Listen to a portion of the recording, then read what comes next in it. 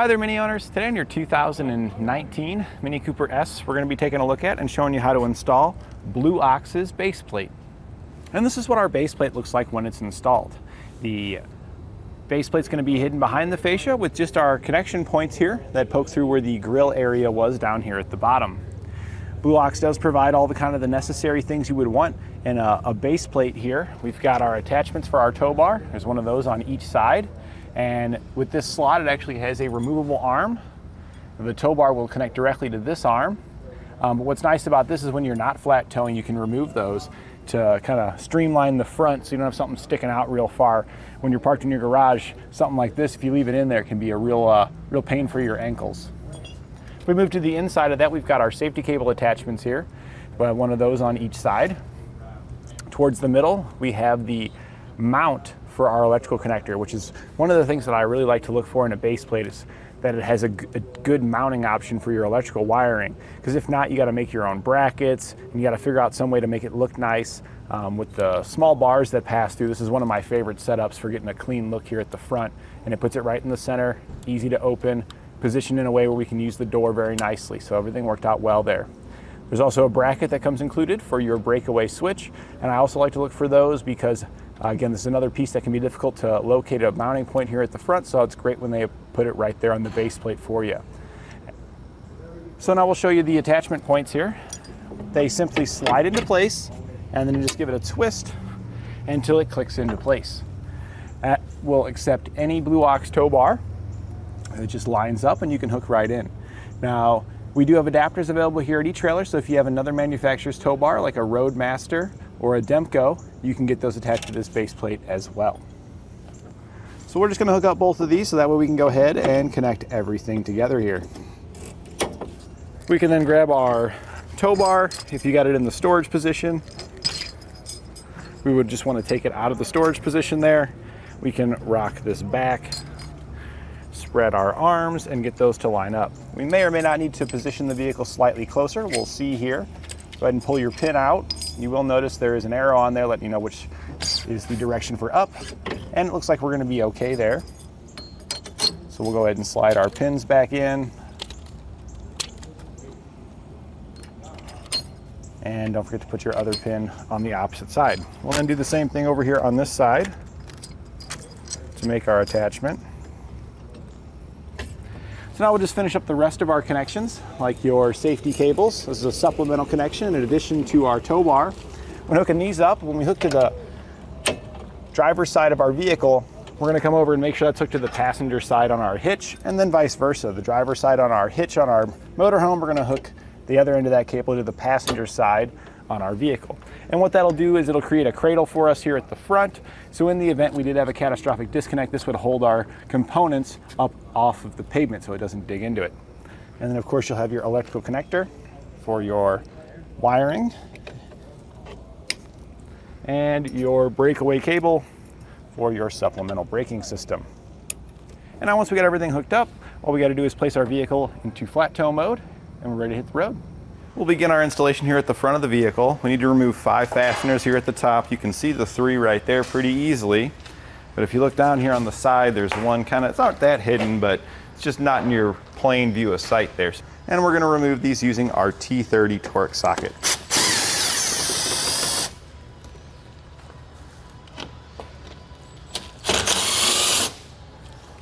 They get a little stuck in there and just pull them right on out. We're now on the driver's side wheel well. I turned the wheel all the way to the right to give me more clearance, and we're going to remove the fastener located there using an 8mm socket. We'll then turn the wheel the other way and remove the one on the other side the same way. With our screws removed, we can pop our panel piece out right here. You just kind of want to pull out on it. If we look right here on the seam, you can actually kind of see the fasteners along this top inside edge. If you're looking at it kind of this direction, you can almost see like a little square hole right there where there's a clip, and you can see there's a little kind of square notch there where there's another clip, and we can even see up here that there's also another square notch. So you can kind of use the little gaps to your advantage, and you can also use plastic trim panel tools to go in between those gaps to pop the pieces out. And we're just gently popping it out of there. So there's the 3 clips that we were just talking about that we were able to see through the gap. But I know down here at the bottom there are 2 more additional clips that go into this black piece. And those ones are fairly stiff. So I almost like to get my hands behind them and pop them out by hand to get those removed. Our little light here has a connector on it, so we'll need to disconnect it. The release tab's located here, so just press it on the release tab there, and then we can slide it away. Now we're going to pop this up just a little bit further, so go ahead and take your trim panel tool, and if we go up, where I'm just pulling out slightly so I can see where the clips are, because I want to put my trim panel tool as close to the clip as possible when I go to pop it out. And honestly, that's far enough. Once you get the clip that's popped out right at this section, that's plenty far out for us to do what we need to do. So what I like to do is grab a couple of napkins or rags or something like that, and we can actually slide those up behind our panel here. And it just kind of helps hold the paneling out away from the fascia while we're working. So we're going to go ahead and switch back to our T30 Torx now. So we're just getting up in here. I use my ratchet first to break it loose, and then I just pop the ratchet off, and I'm just taking it out with just the socket by hand from here. Just because of clearance, we don't want to pull too far out on this panel. And if you don't have to take out more clips, you're better off not taking out more clips, because these clips are fairly fragile and it's not uncommon for them to break, especially the older your vehicle gets. It only takes a couple of years for dirt to build up in those clips and make them real brittle and very difficult to remove because of all the debris around them. So we got this side all loose here. We're gonna just do the same thing on the other side. We now have 7 fasteners along the bottom we want to remove. We're gonna use an 8mm socket to zip all these out.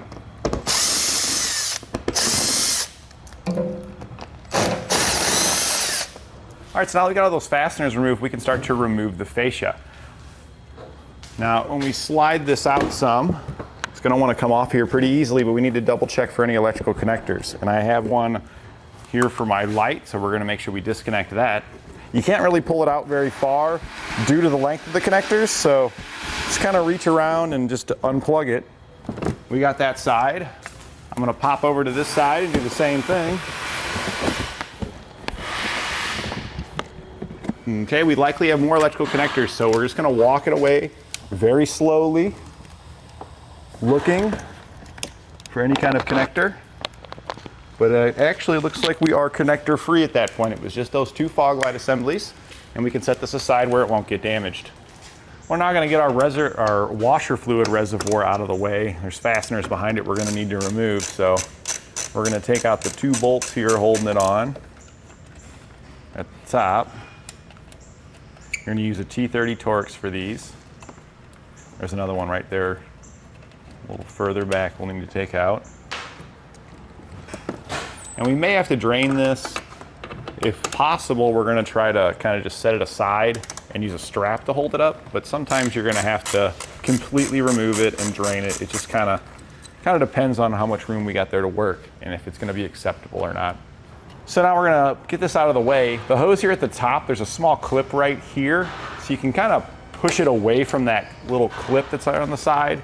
Once you push it away, that thing will just pop right out of there. So we can get that hose out of there like that.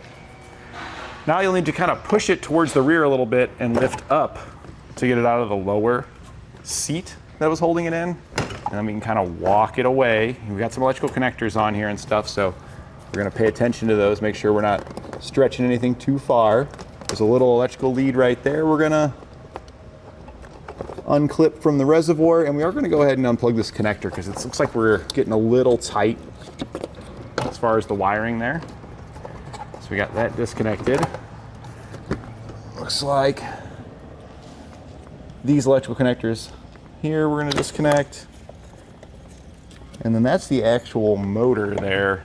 We may have to disconnect and drain that. We're gonna see if we can rotate this thing out of the way though. There we go, we were able to rotate it right out of there. Our motor is still attached with its hoses. That's exactly what we were looking for. So now I'm just gonna take my strap. I'm gonna hook it on there. I picked the wrong strap because it's got a knot in it there. So let me find a different strap that'll allow us to attach it there. Now behind our washer reservoir, we got some fasteners we're going to remove. This beam here, we're here at the top of the beam, there's 2 Torx bolts. We're going to remove those with our T30.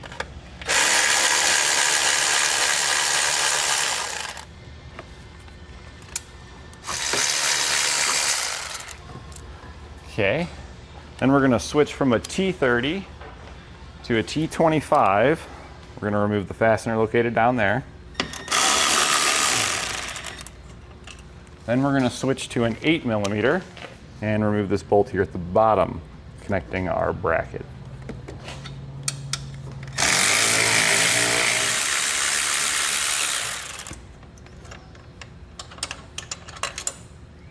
So now that we've got all these fasteners removed, the 2 that we'd removed at the top, if we go towards the rear of the vehicle slightly, you're going to see a big bolt here and then one right above that. We're going to use an 18mm socket to take out both of those bolts.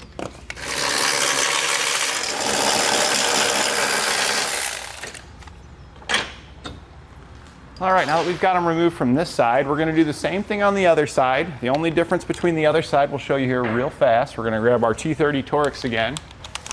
Over on this side, you can access most of the fasteners, but the horn that's located right here on top does kind of cover up some of those. So you might want to remove the horn. I'm going to remove the horn. And we're going to have to just use our regular ratchet to take out the 2 fasteners here on top. I can get to this one with my gun, but I'll likely have to switch to a different tool. Well, maybe we can get in there.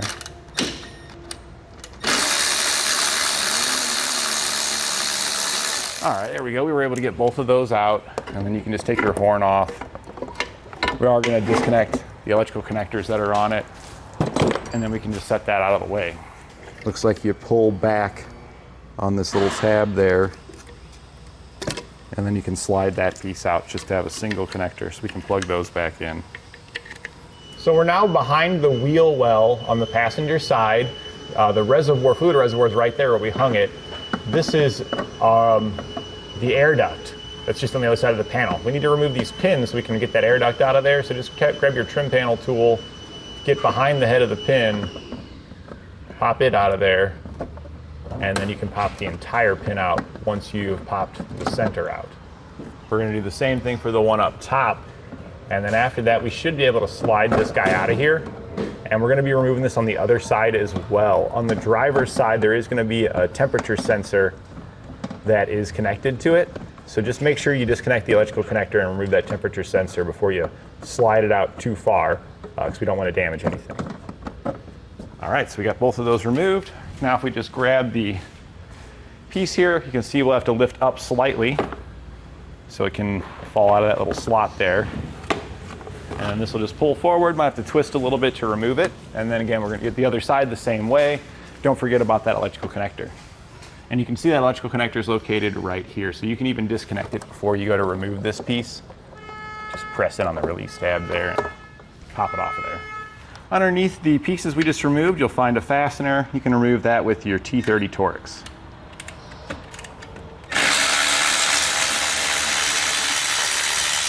Our entire bracket will lift off there, so we're just going to set that aside. And now we'll go ahead and cut this out. We're just going to use some snips here. With the rubber, you might have to pull it a little bit if the snips don't want to cut. We're just trimming this section here for our base plate to fit. You'll find the diagram in your instructions as well, but I went ahead and marked it out here so you can kind of see where we're trimming. And we're going to do this on the other side as well. Now we're going to take those brackets that we had removed before and we need to trim those. There's kind of a curve right here that you can follow along with, and there's also the diagram in your instructions. Gone ahead and marked it out, and we're just going to trim this right across. We're just going to use a reciprocating blade to do so.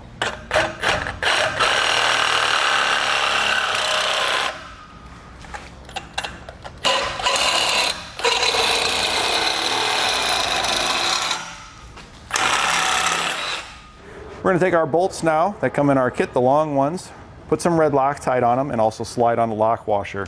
We're going to prepare 2 of these for each side, and then you'll want to grab yourself an assistant to help you lift the base plate up, because it is kind of an awkward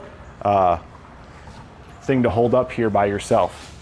So we got our assistant here. We're going to kind of roll it underneath, line it up with the existing holes in the side of the frame there. And we're going to take our long bolts, slide those in, and just get it started. We're going to do the same thing with the upper hole as well.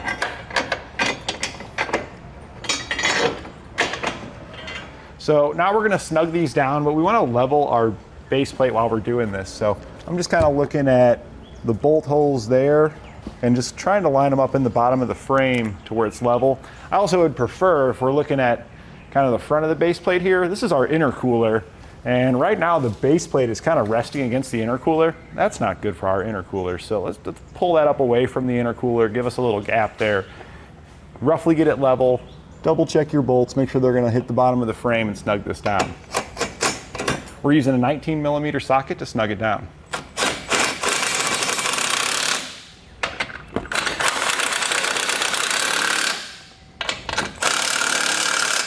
We'll do the same thing on the other side. So now we're going to drill out both of these lower holes so we can attach our hardware. We're going to use a 3/8 drill bit to do so. When drilling through these, make sure you're double checking on the other side. So I'm going to stick my head under here and I'm going to look straight up, make sure that I have some meat still on bottom. We don't want to drill out to where there's no metal left. And you can also use your finger. I'm just kind of feeling that I'll have a lip left there. And that all feels good. So now we're just going to drill it straight in.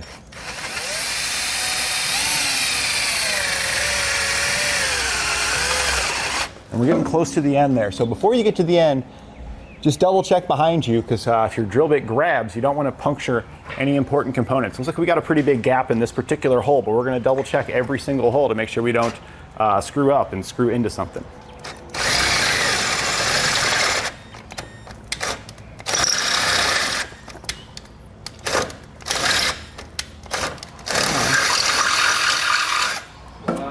All right, now that we've got that one drilled out, we're just going to repeat that for the other hole on this side and both the holes all over on the other side. All right, so I got the rest of the holes drilled out. I went ahead and put this bolt in, but I'm going to show you how this works. So this is the bolt you'll want to use. You will have some other short ones in your kit that are slightly shorter than this. So you want to use kind of, I guess, the medium length bolts that come in your kit. These are kind of the middle ones. But there are some that are only about 1/4 inch shorter, so hold them up because they're not much shorter than this. It's going to slide through that hole. We put some Loctite on it because we want Loctite on all the hardware here.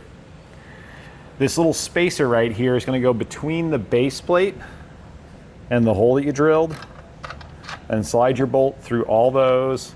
And then on the other side, you're going to place your nut. And I usually find it easier to just hold the nut there and spin the bolt into it. So you're going to do that for the other bolt here on this side, both the ones on the other side. Once you've got all those started, we can go back and tighten them down. We're going to use a 9/16 socket and wrench to do so.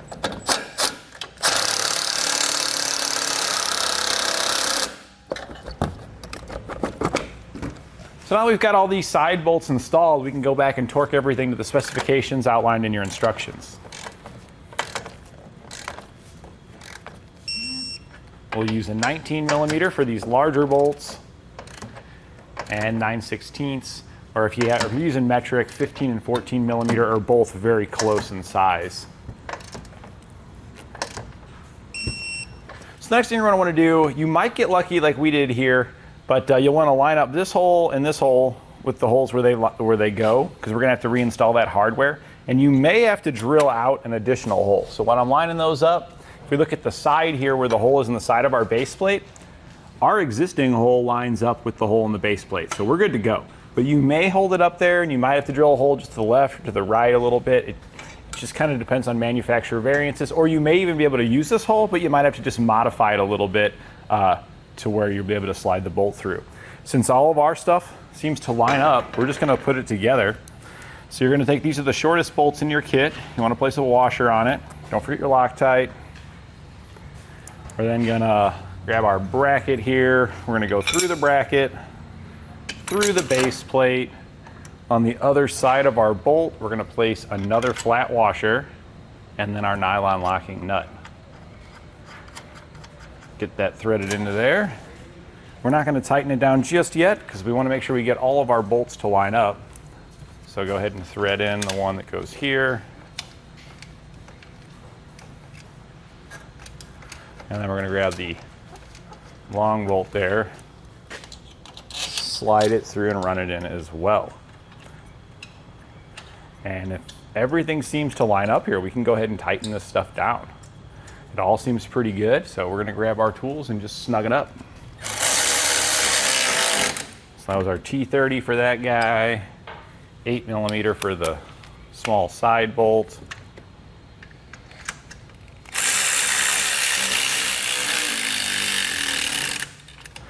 And then it will be a 9/16 socket and wrench for our other side bolts.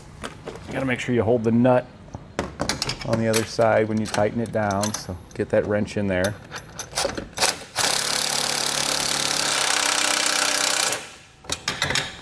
Okay, and we're gonna repeat that over on the other side, and we can come back and torque this hardware. Next, we're gonna take off our styrofoam piece here. So on the passenger side, you wanna pull out and then push it towards the driver's side, and it kind of slides off the little hook there on the end. We're gonna be putting this back on. It's just kind of in the way at the moment. So if you just kind of slide it out of the way, it makes it easier, because we're just about done here. We've only got a few steps left, and one of them is installing our breakaway switch bracket. And we're gonna try to position it either on the left or the right of our attachment here. This is where you would put your wiring for your flat toe setup. They give you a mounting point there, so we want to put our breakaway switch near it. I typically put it on whatever side the connector is on the motorhome. So if the motorhome has its 7-way plug on the passenger side, I'll put it over here. If it's on the driver's side, I'll put it over here, just to try to minimize crossing the cables. So I'm just going to hold it up here roughly in the location I want it. That looks like a pretty good spot right there. Check behind it. There's plenty of room behind it. Just marking the hole where I want it.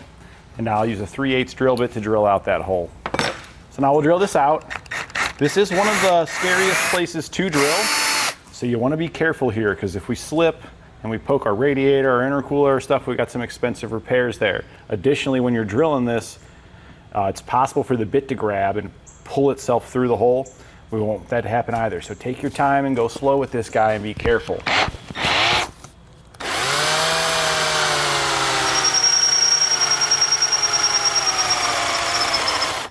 So we're getting close to popping through. I'm gonna slow down because I don't want it to grab and yank my bit through. What you can do is, if you're scared about that and you're afraid, you can take a piece of wood and put a nice big piece of wood back here so your bit hits the wood and it gives it a nice flat surface rather than the bit going right into the radiator. It's an option.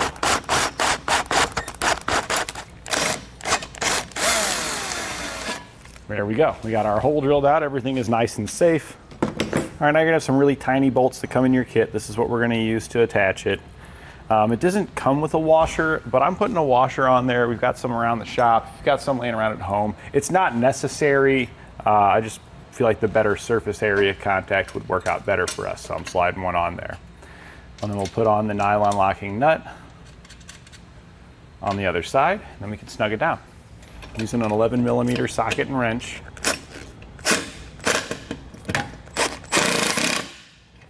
Once you get it kind of snugged at that point, then you can kind of tap it to where it sits nice and level. And then we'll snug it down a little bit more. You don't want to go too crazy with this. It's just for the breakaway switch. Just giving it a little bit more just to help keep it from, to help keep it in the position that I set it in there.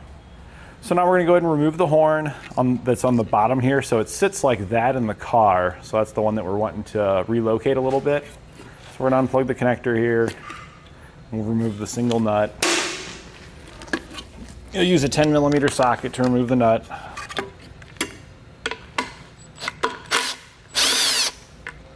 All right, we've got that removed. Just take your horn and set it off to the side for now. We are gonna be putting it on. But we need to get our bracket into position so we know kind of how we want to orient it to where it'll fit appropriately. So just kind of line your holes back up there and then reinstall your factory fasteners. And we'll just snug these down with our T30.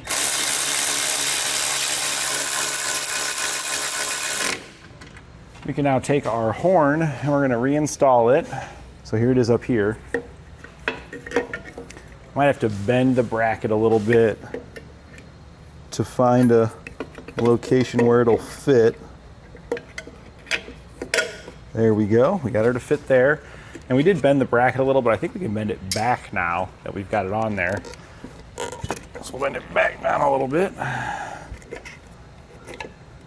And that's kind of a rough orientation there. I really don't care for how that's sitting in there, so we're gonna try again.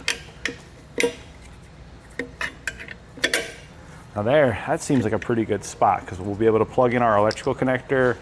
We seem to be fairly close because we still got that foam piece we're gonna put on here, so I know that our fascia will likely clear in this position. So this is how we're gonna put it. We'll grab our nut and stick it on top, and then we'll snug it down. It's not gonna be the easiest, but you should be able to sneak it up in there, and then we'll have to snug it down using a wrench due to its location. After you got that snugged up, go ahead and plug in your connector, and then we can reinstall our foam. We need to hook this side first, and then it'll rotate over, and that piece just kind of falls into a slot there. Next, we're going to install the permanent safety cables that come in the kit. We want to wrap these around the frame. So I'm just kind of pushing it from behind the frame up. Now we don't want to wrap around any hoses or wires when we're doing this. So right now, you can see that my cable is on the other side of this hose, and I want to try to get it below that. So I'm just going to try to see if I can reposition this to make that happen here. There we go. We're on the other side of our line, so that way we're not pinching anything. That all looks good.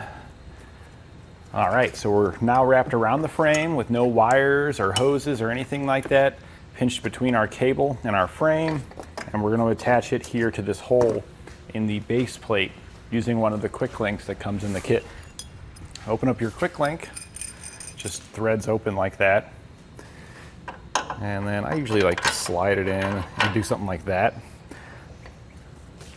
Then I can take my cable, set it on there, grab the other one here, set it on there, and then we can tighten this down. We'll do the same thing over on the other side. I'm also going to check, because this cable's very close to one of the pulleys here for the engine. So we're probably going to position this cable in a way where we can kind of put a cable tie or something on it to hold it away from any of those belts. As you can see the belt mechanism there, it's really close to this. So I'm going to probably position it all the way forward like this. And then I'll probably even bring my cable up something like maybe down here like that. And then I'm going to put a big cable tie on it to hold everything out of the way. Because in the event we have a catastrophic disconnect and we need these cables, it'll break those zip ties in a hurry, and then our cable will be able to do what it needs to do. But the cable that we're going to put on the little cable tie, we'll keep it away from all those moving parts. So we'll just do that over here and then repeat on the other side. I want to try to make sure that it can't go anywhere. So we'll use one of those holes maybe. Maybe I'll put it through the loop. Before I fully snug it down, I'm just going to make sure that everything is held as far away from those moving parts as possible. And then we can snug it on down. And that should work out nicely for us. I can feel that we've got plenty of gap between those parts. That cable will ensure that our main safety cable there can't interfere with anything, and we'll just snip off the excess. So we're going to remove the sensor from here. It probably just pulls, yeah, it just pulls right out of there. Nice and easy. We're just going to move the probe somewhere in this location and attach it with the cable tie. So let's see, we can plug our horns back in while we're over here since we had unplugged those. Okay, we've got our horns plugged in. That was for the fog light. And this one here's for our, this one's for the fog light, and this one here's for our temperature sensor. So we'll plug the sensor back in. And we just need to find a location here in the front, and I'm kind of feeling like the horn cable right there is a pretty good attachment spot for it. That should keep it off to the side, still be in the front to be able to pick up airflow and stuff like that. So that's where we're going to make our cable tie attachment. And we can just trim off the excess. And at this point, we are at a point where if we wanted to, we could grab our fascia modify it as necessary for our components to fit through and reinstall it. But I highly recommend at this point that you take a break from your base plate installation and hold off on putting that fascia back on. Because if you're doing a flat toe setup, you likely have more components besides your base plate here to install, such as your supplemental braking system, diode wiring, potentially charge line kit or any other accessories. And while we've got the fascia off, it's going to make routing all the wires for all those other components significantly easier. So we're going to install the rest of those components, and once we've got all those installed, we're going to come back and we'll show you how to get that fascia trimmed out and put back on. But you're going to see a lot of other wires and stuff run here from all those other components, because again, this is the best time to take care of those other things. All right, so after further inspection on the fascia, I was kind of looking it over to see what we would have to trim to make it fit. And if you don't trim these and put them back on, it's going to look disgusting because you're going to have big holes in the front, because this was kind of a cosmetic piece as well as functional. We're going to have to cut it up so it's no longer going to be functional, but you'll still get the cosmetic value of it. So to do this, I've made a few marks. We actually want to trim on this one here. That's just on the other side of that dot. That way we'll maintain the connections that holds these two pieces together. Otherwise it would just fall apart. You'd have nothing there. So we're just going to trim it with our reciprocating saw straight down here.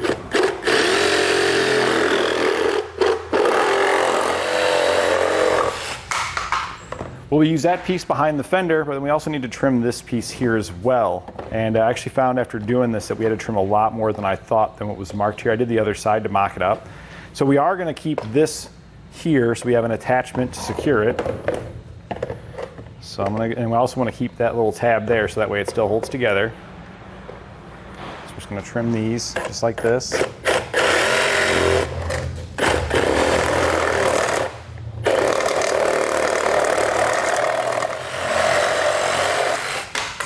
All right, and then I'm actually going to probably go switch to my snips for the kind of the next part here.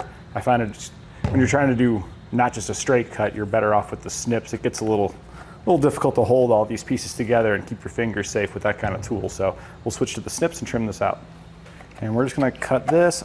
We do need to go further forward after trimming the other side. I found that out. You got to go pretty much as far forward as you possibly can.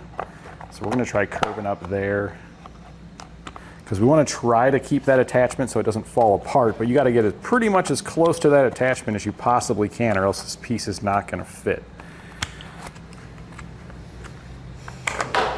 All right, so we'll take our snips with us because there's a good chance we're going to need to do some additional trimming, see how it fits. We're trying to line up this with the hole there that we had removed it from. So about right there. That's not too bad. We need to do just a hair of trimming up here to clear the base plate, and then I think we're going to be okay. So again, we're trying to save that little connection there because that's what's holding these pieces together.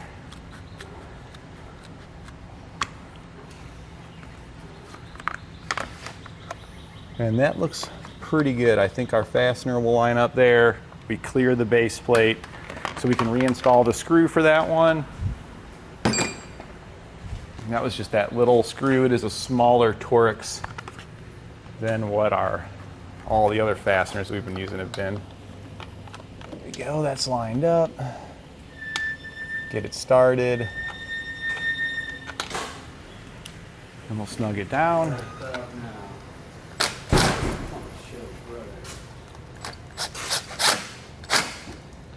Okay, then we'll head around to the other side of the fender liner now. And you may need to turn the wheel in order to get it to clear, but this piece will sit right in here like that. And then we can reach around the other side and install our push pins into it. There we go. At least when we put our fascia back on, we'll have nice black coverings here instead of just big open holes. All right, so we're back with you here. We've got the rest of our flat toe components installed, like our braking system, all of our diode wirings run. You can see that it's way easier to be able to mount all this stuff, and with how cramped your Mini is here, if you're installing a supplemental braking system, you're gonna be hard pressed for space in this area. So this area is nice and open and provides some of the best space you're gonna be able to get. So now that we've got all those other components all installed, we can go ahead and get the fascia back on. So let's head over there. We are gonna have to make some modifications for our base plate to be able to fit through some openings so we can get that fascia back on. So now we're gonna go ahead and put our fascia back on, but this grille here is where all of our parts will pass through. You'll have your base plate attachment, then you got your connection for your safety cable, your wiring at the front, You got your breakaway switch, you got another safety cable attachment, and another hole. So for the most part, you'd be trimming out just about all this but a little strip. So I feel like you're likely gonna get a more pleasant appearance if we just completely remove this entire piece. So to remove this piece, we're just gonna push on the tab here and then lift up. And we're just gonna rinse and repeat that, running all the way down. And move over to the other side to do the same thing.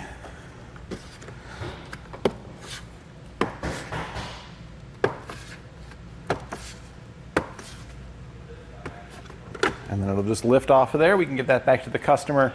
And yeah, this is gonna give us probably the cleanest look, just rolling with it like that. So now with an extra set of hands, we can go ahead and put our fascia back into place. I highly recommend an extra set because this fascia does kind of fall on and off fairly easily. When we go back on, you'll wanna make sure you reach through the opening we made to pull your wiring through, maybe your breakaway switch cable. You might have to feed that through a little. And then it just kind of sets back into place. Line up all your attachments.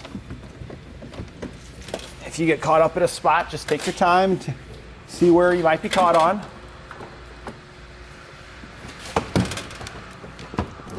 Looks like we're caught right here. Just gotta go right above that. That looks pretty good. Now we did have some electrical connectors for our fog lights, so you wanna make sure you plug those back in because they are gonna be difficult to get to once you snap this in. So you might have to pull it out just a little bit, just so you can access the connector there. You will have two here. One of them's for your side marker light. That's gonna be the 2-wire connector. The 3-wire connector is gonna be the one we want for our fog light. And that completes our installation of Blue Ox's base plate on our 2019 Mini Cooper S.